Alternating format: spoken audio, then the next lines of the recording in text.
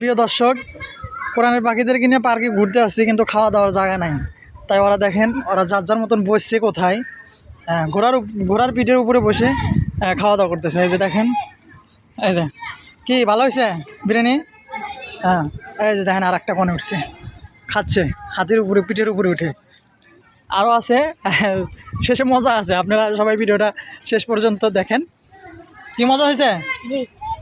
এই দেখো দেখো, হ্যাঁ ধীরে ধীরে আগে খান, তারপরে ঘুরান। হ্যাঁ, এই যে দেখেন কি বিরিয়ানি কেমন হয়েছে, স্বাদ হয়েছে অনেক না।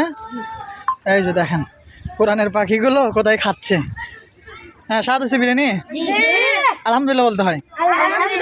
হ্যাঁ, ওই যে দেখেন এখন বৃষ্টি হচ্ছে, এমন দিনে আসছি, এখানে আসার পরে বৃষ্টি শেষ। আর